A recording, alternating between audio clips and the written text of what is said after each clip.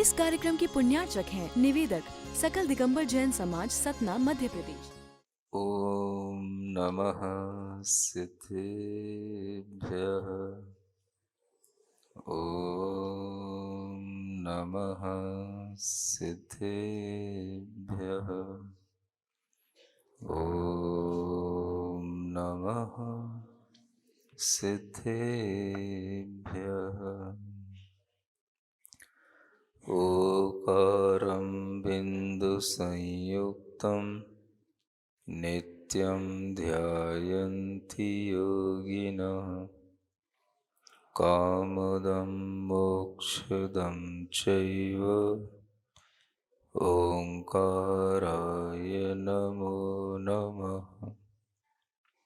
अरहमित्यक्षरं ब्रह्म वाचकं परमेष्ठिनः। सिद्धचक्रस्य सद्बीजं सर्वतः प्रणमाम्यहम्। अनंतानंत सिद्ध परमेष्ठी भगवान की, देवादिदेव आदिम तीर्थंकर श्री ऋषभ देव भगवान की, वर्तमान शासन नायक श्री वर्धमान महावीर भगवान की, परम पूज्य आचार्य गुरुवर श्री विद्यासागर जी महाराज की, अध्यात्म योगी और हम ध्यान योग प्रणेता परम पूज मुनि श्री 108 प्रणम्य सागर जी महाराज की जय। समस्त मुनि संघ की जय जय जय। प्रतिदिन की भांति धर्म देशना के इस अवसर पर वैराग्य शतक ग्रंथ के माध्यम से आचार्यों के भावों को आगे समझते हुए अपने जीवन की समस्याओं का समाधान करने का इसी में से कुछ उपाय ढूंढते हैं। आज गाथा नंबर 87 पढ़ते हैं। पवणुव्वगयण मग्गे अलक्ष्यो भमई भववणे जीवो।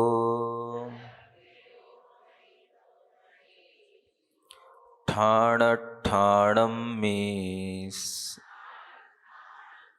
समुज्जीर्ण धनशयन संघाये।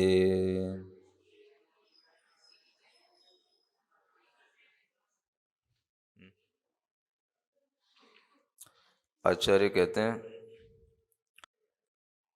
पवणुव्वगयण मग्गे, गगन मार्ग में पवन की तरह। गगन मार्ग आकाश को कहते हैं, क्योंकि आकाश हमेशा खाली सा दिखाई देता है और उसमें अनेक चीज़ें रहती हैं, और पवन भी उसी आकाश में रहती है, वायु का प्रवाह भी उसी आकाश में रहता है। तो जिस तरह से इस गगन मार्ग में यानी आकाश में पवन हमें हमेशा अलक्षित दिखाई देती है, यानी दिखाई नहीं देती है। अलक्ष्यो यानी जो हमें पहचानने में न आए, दिखाई न दे, उसे हम अलक्षित कहते हैं। तो जैसे आकाश मार्ग में हवा देखने में नहीं आती, ऐसे ही भववणे जीवो, इसी तरह से इस संसार वन में जीव भी अलक्षित है, देखने में नहीं आता, और फिर भी भमई यानी भ्रमण तो करता ही है। जिस तरह से हवा भ्रमण करती है, देखने में नहीं आती, ऐसे ही इस संसार के वन में जीव भी भ्रमण करता है, देखने में नहीं आता। आप लोग सुन रहे हैं क्या कहा जा रहा है? जीव भ्रमण तो करता है, लेकिन जीव देखने में नहीं आता, और इस जीव को यहां पर अलक्ष्य कहा है, अलक्षित कहा है। जो देखने में नहीं आता, वह पहचानने में नहीं आता, वह भी होता तो है। जैसे हवा होती है, देखने में नहीं आती, पहचानने में नहीं आती, लेकिन होती तो है। उसी तरह से जीव दिखाई नहीं देता, पहचानने में नहीं आता, कभी पकड़ में भी नहीं आता, लेकिन होता तो है। यह जीव की यहाँ पर जो हमें पहचान बताई जा रही है, जीव को समझने का जो हमें ज्ञान दिया जा रहा है, यह जीव का वास्तविक ज्ञान है। और इस ज्ञान को ही आचार्यों ने कहा है, यह निश्चय नय का ज्ञान कहलाता है। दो तरह के नय आपने सुने होंगे, बच्चों ने भी सुन ही रखे हैं, सुने ना? कौन से नय? व्यवहार नय और निश्चय नय। तो जो भी चीजें हमें दिखाई देती हैं वो दोनों तरह से दिखाई देती हैं, व्यवहार से भी और निश्चय नय से। हमें पता होना चाहिए, हम अगर किसी भी पदार्थ को, किसी भी वस्तु को केवल एक नय से जानते हैं, एक ही दृष्टिकोण से हम देखते हैं, जानते हैं, तो वह ज्ञान हमारे लिए दुख का ज्ञान बन जाता है। और जब हम दोनों नयों से संसार की व्यवस्था, जीव की व्यवस्था जानेंगे, तो वह ज्ञान हमारे लिए सुख का ज्ञान बन जाएगा। जब ज्ञान दुख देता है तो समझना कि हम केवल वस्तु को, जीव को एक रूप में जान रहे हैं। और जब हम एक रूप में जानेंगे तो वह हमारा ज्ञान एक तरह से दुख का ज्ञान होगा, दुख देने वाला होगा, और उसी को मिथ्या ज्ञान भी कहा जाता है। जब हम दोनों तरह से जीव को जानेंगे तो वह ज्ञान हमें सुख देगा, वह सम्यक ज्ञान कहलाएगा, और उसी के माध्यम से हमारे जीवन में उजेला आता है, उजाला आता है। किसके माध्यम से? सम्यक ज्ञान के माध्यम से। मिथ्या ज्ञान के माध्यम से जीवन में अंधेरा हो जाता है, और अंधेरे में अक्सर दुख होता है। और सम्यक ज्ञान के माध्यम से जीवन में उजाला आता है, और उजाले में ही सुख मिलता है। बताओ, आप सुख में बैठे हो कि दुख में बैठे हो? सुख में बैठे। जब हम जीव को समझते हैं तो यह जीव दोनों तरह से अगर ज्ञान रखेगा तो ये समझेगा और सुख की अनुभूति करेगा। और अगर यह जीव एक ही प्रकार का ज्ञान रखता है, केवल अपने अंदर मिथ्या ज्ञान ही रखता है, या केवल मोह का ज्ञान ही रखता है, तो यह जीव धीरे धीरे दुख में चला जाता है, अंधेरे में चला जाता है। और ये अंधेरा कई तरह का होता है। बाहर का अंधेरा तो समझ में आता है, लेकिन भीतर भी एक अंधेरा होता है, वो हमारी समझ में नहीं आता है। उस अंधेरे में हम डूबते चले जाते हैं। ये अज्ञान का अंधेरा होता है, जिसके कारण से हम अपनी मानसिकता को धीरे धीरे कमजोर करते चले जाते हैं, जिसके कारण से हमारे मन के अंदर धीरे धीरे दुख बढ़ता चला जाता है, और हम उस अंधकार में पड़ते चले जाते हैं जो मानसिक अंधकार कहलाता है, अज्ञान का अंधकार कहलाता है। आचार्य यहां कहते हैं कि जीव हमेशा अलक्षित है। अलक्षित माने दिखाई नहीं देगा। अब अपने को दिखाई जो दे रहा है वो सब क्या दिखाई दे रहा है? अब यहां पूछें हम, यहां कौन बैठे हैं? ये बच्चे बैठे हैं, ये लोग बैठे हैं, कौन है ये? बोलो कौन है? जीव है। अब यहां कहा जा रहा है कि जीव दिखाई नहीं देता, और ये सब जीव ही तो बैठे हैं जो दिखाई दे रहे हैं। दिखाई दे रहे हैं? ये कौन दिखाई दे रहे हैं? जीव दिखाई दे रहे हैं। जीव को ही हम देख करके चलते हैं, तभी तो कहा जाता है कि भाई दया धर्म का पालन करो, जीव देख करके चलो, जीव की हिंसा ना हो जाए, जीव हमसे मर ना जाए, जीव का ख्याल रखो। तो हम क्या देख करके चलते हैं? जीव देख करके चलते हैं। और यहां कहा जा रहा है कि जो संसार में भ्रमण करने वाला जो जीव है वो अलक्षित है, वो दिखाई देता नहीं है। आ रहा समझ में? तो दिखाई नहीं भी देता है और दिखाई देता भी है। तो जीव के हमें दोनों रूप दिखाई दे रहे हैं कि जीव दिखाई नहीं भी देता है और जीव दिखाई देता भी है। जब हमें जीव दिखाई नहीं देता तो हम देखें कि वास्तव में जीव नहीं दिखाई देता, जीव का शरीर दिखाई देता है। क्या दिखाई देता है? शरीर। जीव दिखाई नहीं देता, लेकिन हम जीव के शरीर को देख करके ही समझ लेते हैं कि यह जीव है और वह जीव ही हमारे लिए काम का होता है।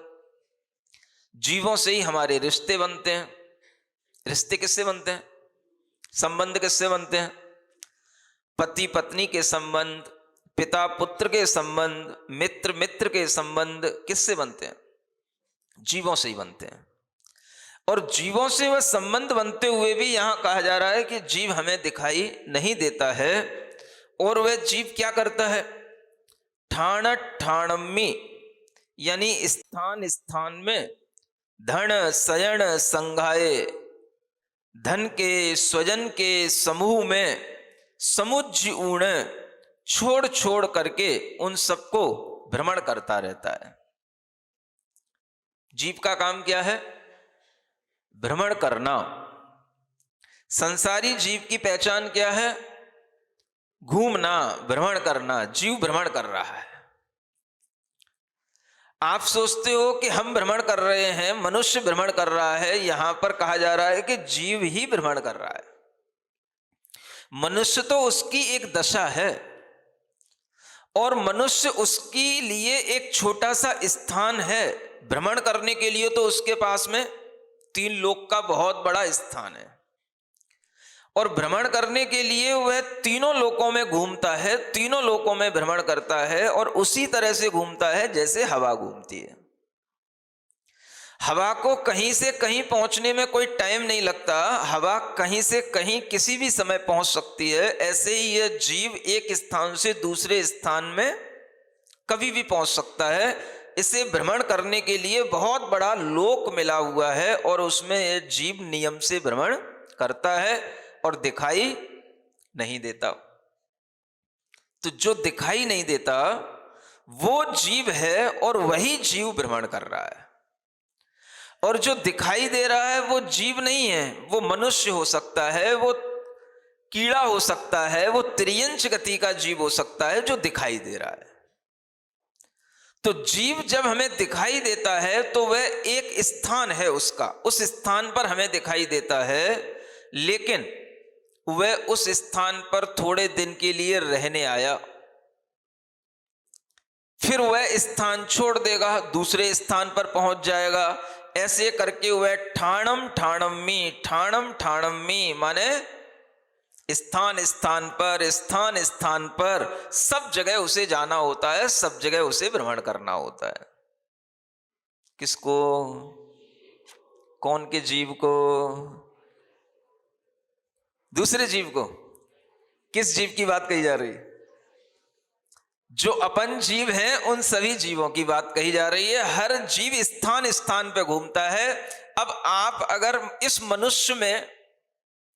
मनुष्य गति के स्थान में आ गए, आप एक मनुष्य बन गए, आप अगर एक अभी बच्चे के रूप में हैं, आगे आप बड़े रूप में हो जाएंगे, तो यह भी आपके लिए एक स्थान है थोड़े दिन रुकने का। कैसे? जैसे यहां पर रेवाड़ी के बच्चे आए, रहने के लिए आए कि रुकने के लिए आए? क्या करने आए बताओ? रुकने के लिए आए। रुकने के लिए आए तो कितना रुकने के लिए आए? 3 दिन के लिए रुकने के लिए आए। समझ आ रहा? रुकने के बाद क्या करोगे? रुकने के बाद यहां पर रहोगे नहीं, यहां से चले जाओगे। ये जबलपुर के लोग आए हैं, रुकने आए कि रहने आए? क्या करने आए बताओ? कोई 3 दिन रुकने आता है, कोई 3 घंटे रुकने आता है, कोई 30 मिनट रुकने आता है, चला जाता है। समझ आ रहा है? अब हम बैठे बैठे देखते रहते हैं, कितने सारे लोग आते हैं, दुनिया में से कितने तरीके के लोग आ चुके हैं, कितने से देशों से, प्रदेशों से, विदेशों से कितने लोग आते हैं और कितने लोग चले जाते हैं, और आ रहे हैं जा रहे हैं, आ रहे हैं जा रहे हैं। समझ आ रहा है? सब अपनी इच्छा से आ रहे हैं, कोई हमारी इच्छा से तो नहीं आता, सब अपनी इच्छा से आ रहे हैं। कोई 1 दिन के लिए आता, 3 दिन के लिए आता, कोई 2 दिन के लिए आता। सब अपना अपना अनुकूल टाइम देख करके आते हैं, कब जाना, किसी ओकेजन पे जाना, कि जब महाराज खाली टाइम पे होंगे तब जाना, कहीं अभी शिविर तो नहीं लग रहे हैं, फुर्सत में जाना, कि शिविर के टाइम पर जाना। सब अपनी अपनी प्लानिंग से आते हैं, अपना अपना समय देख करके आते हैं, और अपने अपने समय से बंधे हुए होते हैं। कोई 2 दिन की टिकट बना करके लाता है, कोई 3 दिन की टिकट बना करके लाता है, और उसके बाद में उसे जाना ही होता है। कहाँ जाएगा? कुछ दिन फिर अपने घर पे रहेगा, कुछ दिन फिर कहीं और दूसरे स्थान पर रहेगा, फिर कहीं और दूसरे स्थान पर रहने लग जाएगा। इस संसार में भी मनुष्य होकर के भी कितने स्थान हुए जीव बदलता रहता है, और ये सब करते हुए भी वह, अगर मनुष्य की दृष्टि से देखा जाए तो एक ही स्थान पर रह रहा है, सब मनुष्य गति में अभी रह रहा है, रह लेता है। अब ये मनुष्य गति में कब तक रहेगा? बोलो, इस गति को भी छोड़ेगा कि नहीं? गति छूटेगी तो वो स्थान भी छूटेगा कि नहीं, कि जहां पर रहता है, जहां रुकता है, जहां रहता है, वह स्थान भी छोड़ेगा कि नहीं छोड़ेगा? जब वो स्थान छूटेगा तो फिर वह जीव कहां जाएगा? फिर दूसरी गति में जाएगा, फिर दूसरे स्थान पर पहुंच जाएगा, फिर वहां रहने लग जाएगा, और फिर वहां पर भी इसी तरह से करने लग जाएगा। ये स्थान स्थान को छोड़ छोड़ करके जीव भ्रमण करता रहता है, और जीव कभी दिखाई नहीं देता, लेकिन स्थान स्थान पर जहां रुकता है वहां थोड़ी थोड़ी देर के लिए वो देखने को मिल जाता है।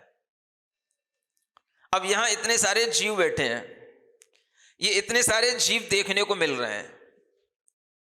अब ये एक स्थान पर बैठे हैं, ये एक स्थान छोड़ देंगे, दूसरा स्थान ग्रहण कर लेंगे, फिर उस स्थान को भी छोड़ देंगे, उसको भी ग्रहण कर लेंगे। जैसे एक गति में भी ये स्थान अनेक तरह के बदल लिए जाते हैं, ऐसे अगर हम अपने दिमाग को थोड़ा सा फैलाएं और 3 लोक के अंदर देखें तो बहुत स्थान हैं जहां पर यह जीव उन स्थानों में रह रह करके, छोड़ छोड़ करके, उन गतियों को भी छोड़ छोड़ करके अलग अलग स्थानों पर अलग अलग गतियों में चला जाता है। कौन चला जाता है? जीव चला जाता है। अब जीव चला जाता है ये तो ठीक है। अब जब वो जीव यहां रह रहा है, किसी स्थान पर रह रहा है, तो वह जीव नहीं कहलाएगा। अब यहां से मान लो कोई जीव चला जाएगा तो क्या कहलाएगा? बेटा चला गया, पति चला गया, बेटी चली गई, पत्नी चली गई, मम्मी चली गई, पापा चले गए, दादा चले गए, बुआ चली गई, फूफा चले गए, मौसी चली गई, मामा चले गए, मौसा चले गए, मामी चली गई, भांजा चला गया, भतीजा चला गया, चाचा चला गया, काका चला गया, नानी चली गई, नाना चला गया, पड़दादा चले गए, पोते का पुत्र चला गया, पोते की बहू चली गई, वो चचा सास की बहू चली गई, चचा ससुर चले गए। कुछ बचा? इतने में हो जाएगा? एक गति के लिए इतना पर्याप्त। समझ आ रहा है? अब सोचो क्या चला गया। हम जब भी कहेंगे तो हम क्या बोलेंगे? चाचा चले गए, ससुर चले गए, चाचा ससुर चले गए, हम यही बोलेंगे। हम कभी बोलेंगे जीव चला गया? सुनो, समझो, जिन दर्शन को पढ़ते हो, सुनते हो, आचार्य जो हमें ज्ञान देना चाह रहे हैं, उस ज्ञान को अगर नहीं समझोगे तो अंधकार में रहोगे, दुखी रहोगे, और इस ज्ञान को समझोगे तो प्रकाश में आओगे, सुखी रहोगे, क्योंकि ज्ञान ही प्रकाश है। मोह अंधकार है। मोह के कारण से बुद्धि उल्टी चलती है, एकांगी चलती है। मोह के कारण से हम केवल उतना ही देखते हैं जितना सब देख रहे होते हैं। ये मेरा बेटा है, ये मेरा पिता है, ये मेरे पुत्र हैं, ये सब देख रहे होते हैं। लेकिन इतना देखना किसके कारण से है? ये तो मोह के कारण से। व्यवहार जितना भी चलता है सब मोह से चलता है, और हम जितना भी जानते हैं व्यवहार नए से ही जानते हैं, और व्यवहार के कारण से उस मोह को हम अनेक अनेक संबंधों में व्याख्यायित कर लेते हैं। ये सभी संबंध सबके साथ होते हैं। अब जब भी किसी जीव का एक स्थान पर रहने के बाद दूसरे स्थान पर जाना होता है, तो जीव का तो स्वभाव है जाना है, ये बात अलग है। कोई पूरा टाइम रह करके चला जाता है, कोई आधा टाइम रह करके चला जाता है, कोई कम टाइम में चला जाता है, कोई बिल्कुल ही कम टाइम में चला जाता है। अब कभी भी चला जा सकता है। अब कोई क्या कर सकता है? भाई जब तुम्हें जाना ही था तो तुमने परिवार क्यों बना लिया? अब उसे क्या पता था मुझे जाना है? कोई आदमी ये तो सोच करके बैठता ही नहीं है कि मुझे जाना है इसलिए मुझे परिवार नहीं बनाना है। तो परिवार बनाता रहता है, परिवार बुनता रहता है, इधर जाने की आ जाती है, जब टाइम आ जाता है जीव चला जाता है, उसका परिवार होता है अधूरा रह जाता है। जीव चला गया ये विचार में आता है कि हमारा कोई संबंधी था वो चला गया, ये विचार में आता है। बताओ, देखो अभी तो सब विचार में आएगा, हम समझा रहे हैं इसलिए। जब घर में कुछ होगा तब समझना पड़ेगा। हाँ, सुन रहे हो बच्चों? क्या सुन रहे हो? घर में कुछ भी होगा, किसी के साथ कभी भी किसी भी वक्त कुछ भी हो सकता है, किसी के भी घर में कुछ भी हो सकता है, कोई गारंटी किसी चीज की है नहीं।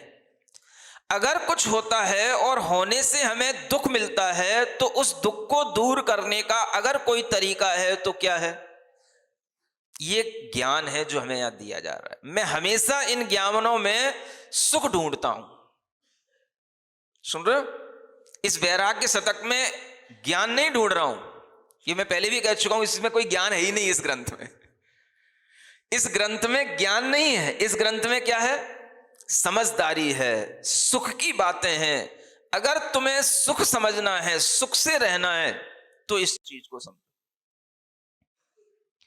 ये ग्रंथ अगर आप पढ़ भी लोगे तो एक क्षण में पढ़ लोगे, इसमें कोई अर्थ आपको नहीं मिलेगा, कोई नई बात आपको महसूस नहीं होगी। बताओ इस गाथा में कौन सी नई बात है? हर मम्मी जानती है, हर बच्चा जानता है। हाँ, जीव एक स्थान से दूसरे स्थान पर छोड़ छोड़ करके इस संसार में हवा की तरह घूमता रहता है, भ्रमण करता रहता है। एवरीवन नोज, हर कोई जानता है इस बात को। नया क्या है? इसी ज्ञान में अब आप सोचो कि अपने मतलब का क्या है। अपने को सुख ढूंढना है इस दुनिया में। क्या ढूंढना है अपने को? दुख नहीं ढूंढना है। क्या ढूंढना है? हम किसकी खोज में निकले? सुख की खोज में निकले।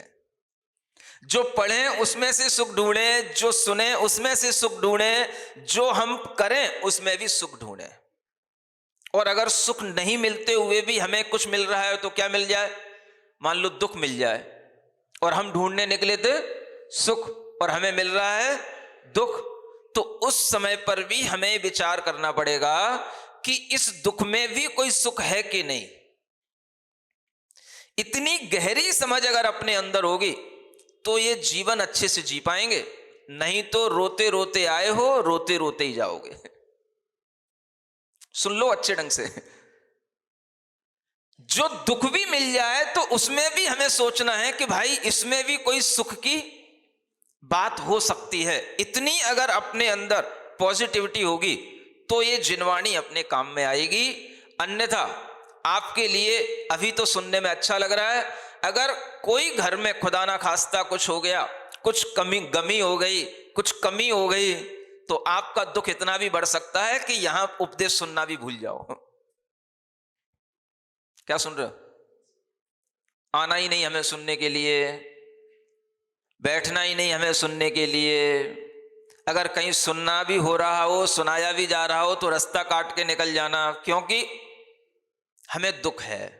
हमने मान लिया हमारे अंदर दुख है। अब दुख में हमें कोई बात किसी की सुननी नहीं है। अब ये जब दुख आपके अंदर आ जाएगा तो इस दुख से निकालने का अगर कोई एक अच्छा तरीका होगा तो ये जिनवाणी ही होगी, और कोई नहीं निकाल सकेगा तुम्हें दुख से। अगर तुम खुद दुख से नहीं निकलना चाहोगे तो तुम्हें कोई नहीं निकाल पाएगा। दुख से निकलने का एक ही तरीका है, हम जिनवाणी का श्रवण करें और जो कहा जा रहा है उसको सुनने की कोशिश करें कि अगर इस संसार में जीव है तो वह जीव भ्रमण करता है, एक जगह पर रुकता है, कुछ टाइम के लिए रुकता है। और अगर उस टाइम पर रुकने में अगर आपने उसके साथ कोई भी तरह के अपने संबंध जोड़ लिए तो वो संबंध जुड़ तो गए। किससे जुड़े? मोह से जुड़े। मोह ही एक व्यवहार कहलाता है। व्यवहार कहो, मोह कहो, एक ही बात है। यानी वो संबंध आपने व्यवहार से जोड़ा, मोह से जोड़ा, लेकिन उस संबंध के पीछे एक और दृष्टिकोण था, उस पर आपने ध्यान नहीं दिया। उसको भी देखा जा सकता था, और वो दृष्टिकोण क्या था? वो निश्चय का दृष्टिकोण है, वो मोह से रहित होने का दृष्टिकोण है, और वो दृष्टिकोण हमें जीव को दिखाता है, संबंधों को नहीं दिखाता है। अब जब जीव है सामने तो हम उसको देख रहे हैं किस रूप में?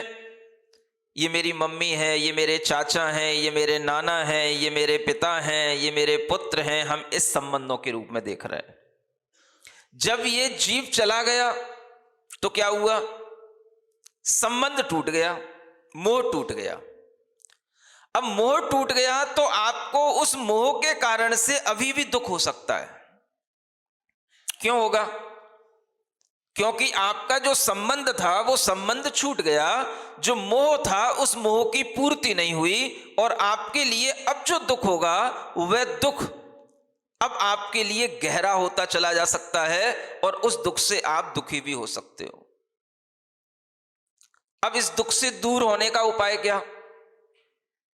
जो यहां बताया जा रहा है। दूसरा दृष्टिकोण जो मोह से ऊपर उठ करके होता है वह कहलाता है निश्चय का भाव, जीव को देखने का भाव। क्या चला गया? जीव चला गया। अभी तक हमने क्या बोला? मम्मी चली गई, पापा चले गए, भाई चला गया। ये हमारा सारा का सारा जो बोलना है, सोचना है, ये मोह के साथ बोलना सोचना है। और जब हम कहेंगे जीव चला गया, तो जब हम जीव की बात करेंगे, जीव था, जीव कुछ देर तक हमारे साथ रहा, चला गया, तो जब हम जीव पर फोकस करेंगे तो वह हमारे लिए मोह में कमी लाएगा। देखो चीजें कुछ नहीं है, जो चला गया वो चला गया। अब आपके अपने सोचने का तरीका क्या है वो आपके ज्ञान के ऊपर निर्भर करेगा कि आप सम्यक ज्ञान के साथ चल रहे हो या उल्टे ज्ञान के साथ चल रहे हो। सम्यक ज्ञान के साथ चलोगे तो आपको दोनों तरह का ज्ञान होना चाहिए।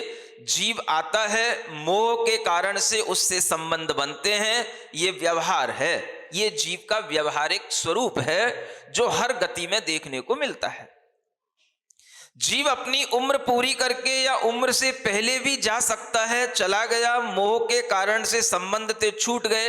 अब जीव चला गया, अगर उस जीव की ओर दृष्टि जाएगी तो दुख में कमी आएगी, मोह में कमी आएगी। भाई जीव था, स्वयं आया था, स्वयं चला गया। नहीं समझ आ रहा? किसी ने बुलाया था क्या? बुलाने से क्या आ जाता क्या कोई? वो स्वयं बना था, स्वयं आया था, स्वयं उसने अपने आसपास अपनी चीजें निर्मित की थीं, और उन्हीं चीजों में कुछ चीजों से उसका मोह जुड़ गया था और वह उन चीजों के साथ कुछ दिनों तक रहा और वह चला गया। अगर हम इस निश्चय पर ध्यान देंगे, जीव के उस स्वरूप पर ध्यान देंगे, जीव आता है, जीव चला जाता है। आता है तो अच्छा लगता है और चला जाता है तो बुरा लगता है। भाई आना भी तो जाने के लिए ही होता है, नहीं होता? महाराज आए हैं, कैसा लग रहा है? अच्छा नहीं लग रहा है, नहीं लग रहा है। किनको अच्छा लग रहा है? अरे हाथ उठाने को तो कोई भी हाथ उठा देगा। अब हमारे सामने हमारी बुराई थोड़ी ना करोगे। कोई भी आता है तो अच्छा लगता है ना? और जब आता है तो यह भी निश्चित है कि वो आया है, जाने के लिए ही आया है। तो आना तो सबको अच्छा लगता है और जाना किसी को अच्छा नहीं लगता। आपको ये बच्चे अच्छे लग रहे हैं? आए हैं, अच्छे लग रहे हैं? अगर आए हैं तो आप इनको भी थोड़ा सा रोक सकते हो, बेटा अभी मत जाओ, अभी रुक जाओ, अच्छा लग रहा हो तो यहीं पर और रहो। ऐसा किसी ने कहा? कोई नहीं कहता है? अपना बच्चा होता है इसमें कोई, तो एक बच्चा सतना का भी है इसमें, है सफल। हाँ, तेरी मम्मी रोक रही होगी तेरे को, है रोक रही है, फिर क्या करेगा? अब सबके साथ आए हैं तो सबके साथ जाना ही होगा। मम्मी ने अलग से बुला के तुझे भोजन भी कराया होगा, बुलाया था घर में अलग से बुला के, अच्छे से भोजन कर लिया, नाश्ता मिठाई सब खा ली। अच्छा, तो तुझे इतनी वो समझ नहीं आई कि इतने सारे बच्चे हमारे साथ में हैं, इनको भी हम मिठाई खिलाते। खिलाई थी है? हाँ देखो मम्मी बोल पड़ी। बैठ जा। मैं एक मम्मी की बात नहीं कर रहा, एक बेटे की बात नहीं कर रहा। मैं ये बताना चाह रहा हूं कि जैसे आपके अपने बेटे होते हैं, आपको अपने बच्चे से मोह होता है, आपको अपना बच्चा अपना लगता है, ऐसे ही अगर हम अपनी दृष्टि थोड़ी सी व्यापक करें तो हमें हर बच्चे में अपना बच्चापन भी दिखाई दे सकता है।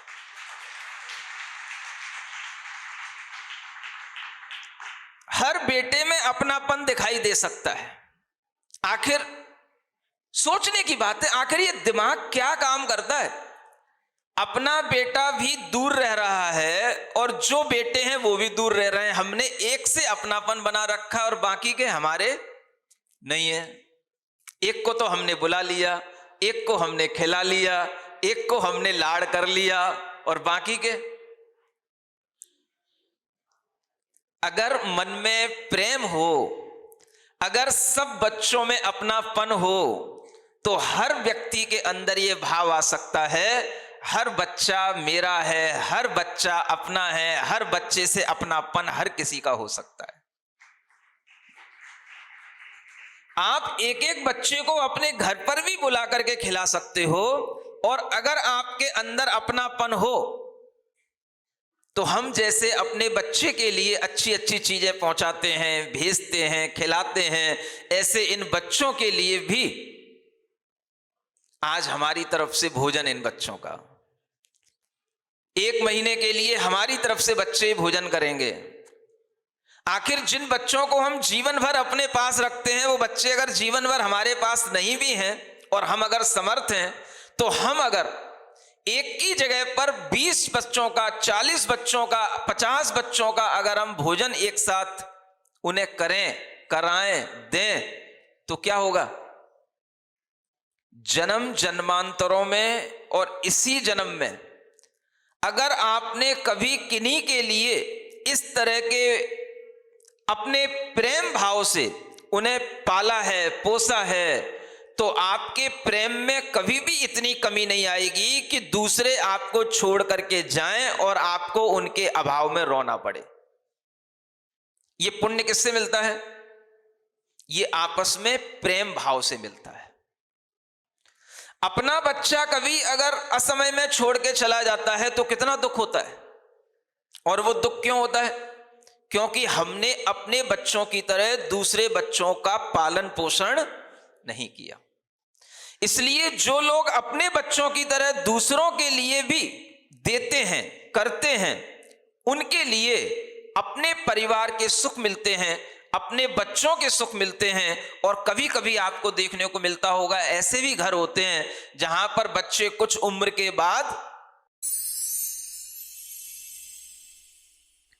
सिरिजिणवाणी जग कल्याणी जग जन मदतम मोहरी जनमण हारी गढ़हर हारी जम जरा भव रोग हरि तिथ्य राणम दिव्य झुणिम जो पढ़ई सुणई मय्ये धारई राणम सौख मणंतम धर्य सासद मोक्ष पदम पावई सासद मोक्ष पदम पावई।